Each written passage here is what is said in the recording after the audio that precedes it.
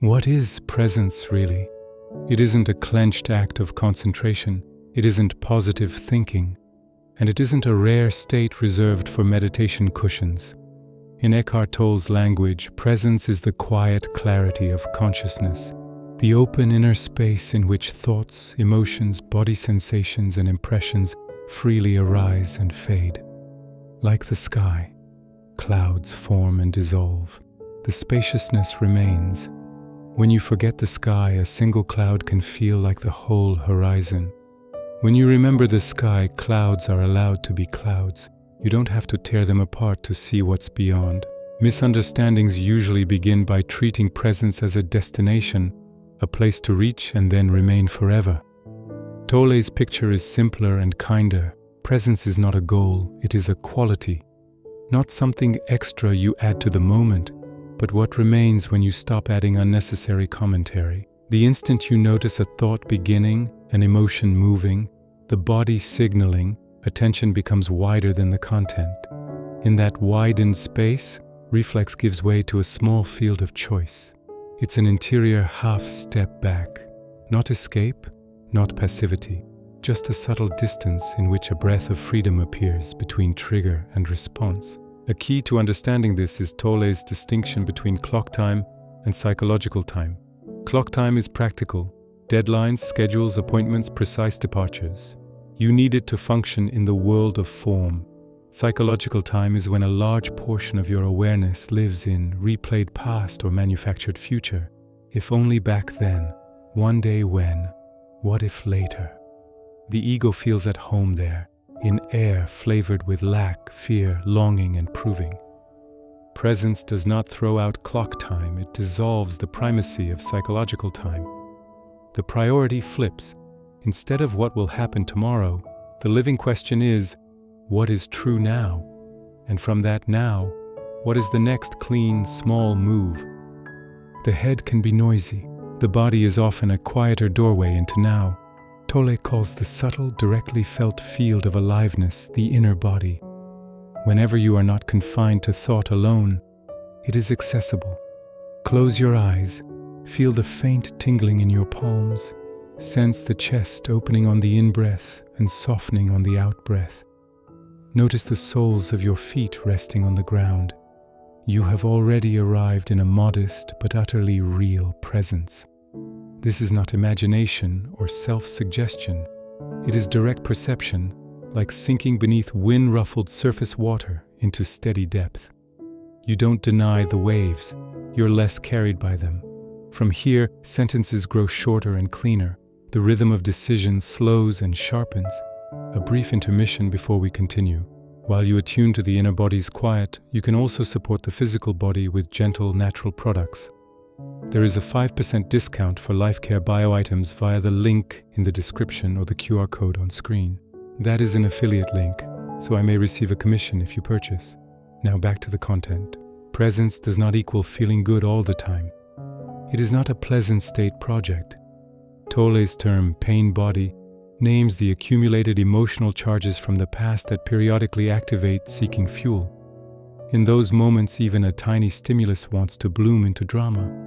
The usual reflex is suppression or escalation, distraction and denial, or explosion, including turning the charge inward as self-attack. Presence moves differently, non-resistance. The fact is allowed first, as fact. This hurts.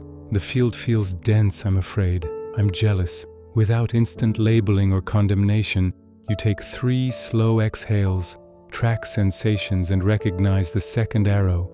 Guilt, shame, self-critique is optional. Acting from the fact instead of against the fact starves the pain body. No drama, no fuel. A wave passes because passing is its nature. Meanwhile, you remember, I am not the wave. I am the ocean within which the wave appears and disappears. Undoing identification with thought is earthy and practical. You don't have to stop thinking. You notice that thinking is happening. Quietly naming what arises, thought, story, conclusion, assumption, creates a thin but strengthening distance.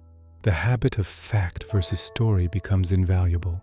Fact is simple and present tense. Warmth in the chest, pressure in the throat, 5 unread messages, 2 sentences were spoken. Story adds generalization and destiny. This always happens to me. He's just like that. No need to wage war on story. Give precedence to fact and let the next move come from the clearer map. In relationships, presence becomes tangible. It doesn't mean every exchange is smooth. It means you see the loop before it fully sweeps you. You listen not just until your reply is assembled, but until you can roughly reflect what the other actually said. You voice warm yet precise boundaries. I can't take this on right now. In this tone, I can't connect well. I need a few minutes to hear you more cleanly. A boundary is not the opposite of love. Often it is guardian of a deeper yes. Self-respect, honesty, real connection. In presence, the aim of disagreement shifts from winning to clarifying. The tone softens, sentences shorten, yet more truth fits inside them. At work, presence is not mysticism. It is practical effectiveness. The mind wants to grab 1,000 threads at once. Presence brings you back to one. One task, one breath, one clean sentence. Daily transitions, entering a room, starting a call, sending an email, become small anchors in the stream. Now is here too, not just on a cushion. The tempo of decision changes. Less frantic pursuit of final solutions, more steady next clean steps. This gradualism is not timidity. It is precision, the kind that less often confuses fear with intuition or desire with reality. There are traps that arrive disguised as good intentions. The first is the spiritual ego, turning knowledge about presence into a badge. The sign is subtle, a cooling of kindness and curiosity in the heart. More talk about presence than listening from presence. The medicine is humor and humility. Humor that remembers ego will build ego even from noticing ego. Humility that sets the badge down and returns to the music. The second trap is chasing a special state. Waiting for fireworks and walking past the small door always right here. The half second before you speak. The single breath before you hit send. The look that actually meets another pair of eyes. The third trap is positivity policing. Confusing presence with an expectation that everything must stay pleasant. Presence is not sterile. It is alive, therefore it can hold the entire spectrum, the welcome and the difficult. How do you know you are in presence? Not because you feel nothing and not because the mind is perfectly still, rather because inner space feels wider. Breath falls a little deeper, gaze softens. From that space, multiple meaningful options appear instead of a single compulsion. Sentences get shorter and truer. Some gentle humor returns. Not cynicism, but the kind that gives you back your breath at day's end. Tiny gratitude moments stand out.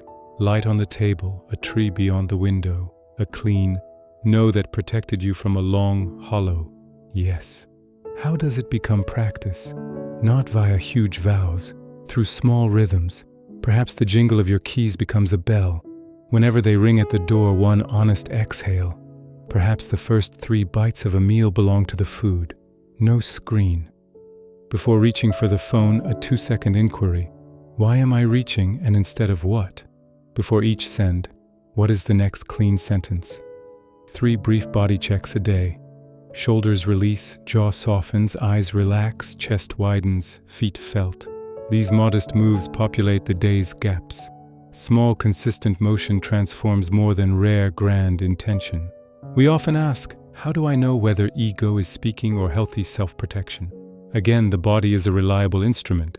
After a sentence, does the space narrow, breath shorten, vision tunnel, leaving only one right move? Slow down. If there is more air, a softened gaze and 2 additional decent possibilities appear. Presence is likely active. Not good versus bad. Signals. Contraction calls for space and care. Expansion says you may proceed.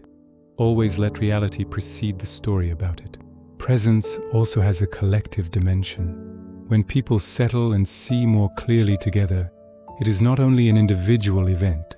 Shared presence lowers the volume of the collective ego, not to paint the world prettier, but to let action rise from a cleaner ground. Fewer decorative words, more reality. Moves become less reactive, more responsive. Keep a few inner images as reminders. Thoughts and feelings are clouds. You are the sky. You do not have to pry clouds apart to see. Remembering the sky is enough. Now is not a slice of time. It is the quality of consciousness in which all time unfolds. Non-resistance is not giving up. It is accurate action from fact. Inner body sensing is not mysticism. It is a doorway, from head noise down into bodily quiet. Psychological time sentences, when I finally, if only back then, generate lack. Giving now priority dissolves lack even before external change arrives. If you carry one tiny gesture into the rest of today, let it be noticing how the soles of your feet meet the ground before your next movement. The movement will be the same. Its quality will differ.